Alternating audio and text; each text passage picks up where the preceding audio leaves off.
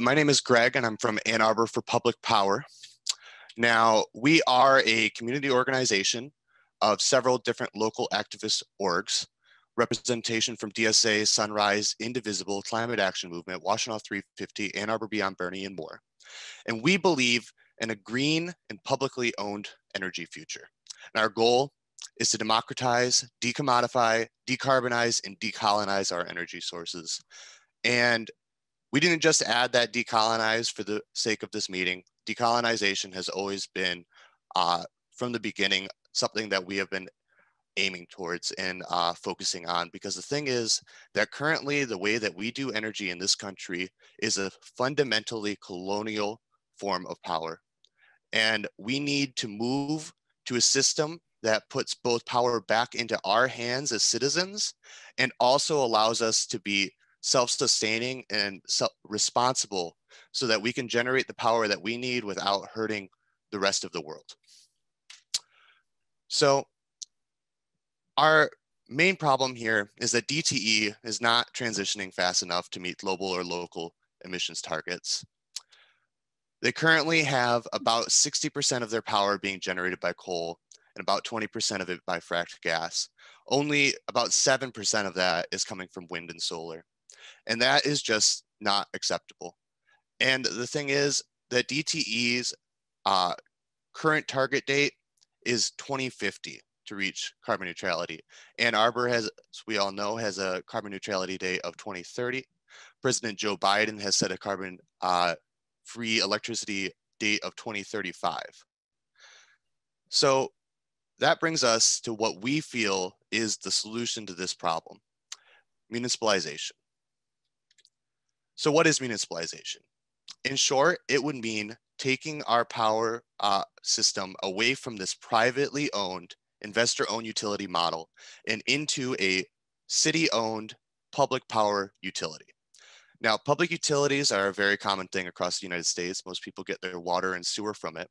However, public power utilities actually are a very common way of getting power, and historically were a very common way of getting power until a lot of them were removed in the 20th century. But currently there are more than 2,000 communities across the United States that get their power from a municipal energy utility. And over 40 of those municipalities are in Michigan alone. And that's not there's no secret as to why that is. Michigan explicitly protects the city's right to form a municipal energy utility. It is protected by both the state constitution and by the Ann Arbor City Charter. And so why do we believe that a municipal energy utility would be the right option for Ann Arbor?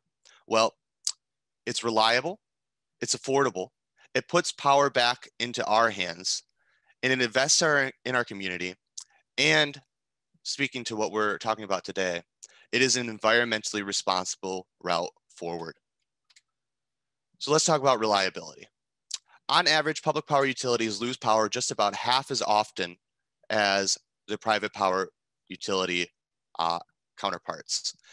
However, if you're looking at the nationwide data, it actually kind of obscures the case in Michigan, which is that DTE back in 2017, where we pulled this data, lost power for over 1,000 minutes on average.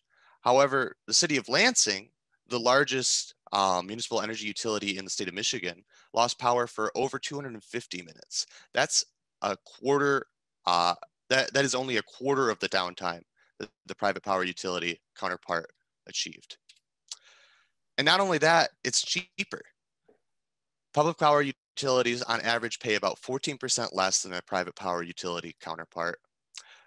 But again, the nationwide data kind of obscures the case here at home. Ann Arbor currently pays about 17.51 cents per kilowatt hour to DTE for its energy. Meanwhile, Chelsea, our next door neighbor, pays only 10.15 cents per kilowatt hour with the municipal energy utility. But we don't just believe that we should do this because it's cheaper, better power, though honestly, that's probably enough of a reason. We believe that it is important that we take a direct voice in our energy decision-making. with a municipal energy utility, we would control the rates, we would control the source of power, and we would control when infrastructure is updated. And furthermore, invest in our community. Now, I can get into the details about how municipal energy utilities tend to pay back more to their communities through pilot than the investor-owned utilities tend to pay through in taxes. But another thing I want to talk about is the fact that we are moving forward with our technology. We are moving towards the future is almost certainly going to be with distributed energy and renewable power sources. However, the reality is that currently that field is primarily non-union. And that is a lot of what Debbie Dingle was talking about earlier today, where it is giving people a lot of anxiety about where their job is going to go. And if we do make the switch, are they going to be paid considerably less in considerably worse situations? If we had a municipal energy utility, we could manage that just transition. We could ensure that we are providing good union jobs, fair, responsible contracting to make sure that we bring unions with us into the future. Furthermore, it would allow us to create reliable infrastructure and a far more resilient energy grid than we currently have now. But getting to the main topic of the day, it is environmentally responsible. It is our path to 100% renewable energy, and we can do it on our own terms. We can both mandate that the city only construct renewable energy generation sources, but also a municipal energy utility has the ability to purchase energy from the grid. And we could be selective with how we purchase that energy to ensure that we're only buying from renewable energy sources. And furthermore, one of the big hurdles for distributed energy generation and renewable energy generation in the state are the caps that are put on our amount of rooftop solar that we can generate. DTE could waive these caps. Consumer has increased the cap up to 2%. DTE has left it at 1%. A municipal energy utility would have full control over that cap and could raise it to 100%. And they would have an incentive to do so because they would not be a for-profit entity. Instead, they would be an entity simply designed to ensure that we have safe, reliable, environmentally responsible power. And this is not just a fairy tale. Municipalization has happened across the country successfully many times. In 1998, Long Island municipalized their energy utility, and they now serve well over 1 million customers and managed to reduce their electricity rates by an average of 20%.